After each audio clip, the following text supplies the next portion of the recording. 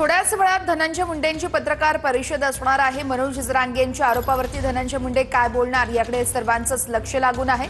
धनंजय मुंडे जरांगेंच्या आरोपांना उत्तर देणार असल्याचंही कळतंय।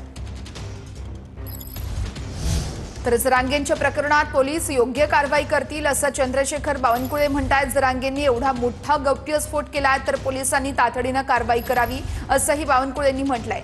तर जरांगेंच्या हत्येचा कट रचणाऱ्यांची एसआयटी चौकशी करावी असं बजरंग सोनवणेंनी मागणी केली आहे। केंद्रीय पातळीवरती चौकशीची मागणी करणार असंही सोनवणेंनी स्पष्ट केलंय।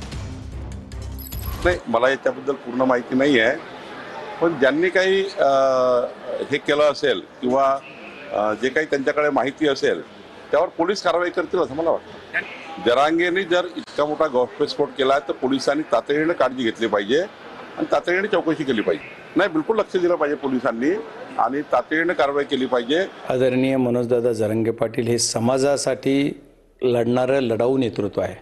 अशा एका नेतृत्वाला संपविण्याचं जर कोणी कट कारस्थान रचत असेल तर त्याला संपविण्याची वेळ हा समाज नक्की आणेल। ही जी काही कोणी कृत्य केलं याची सखोल चौकशी झाली पाहिजे। मी त्याच्या पुढे म्हणतो याची एसआयटी चौकशी लावा। जे कोणी याच्यात आहेत याला सर्वांना मोकोकासारखा कायदा यांना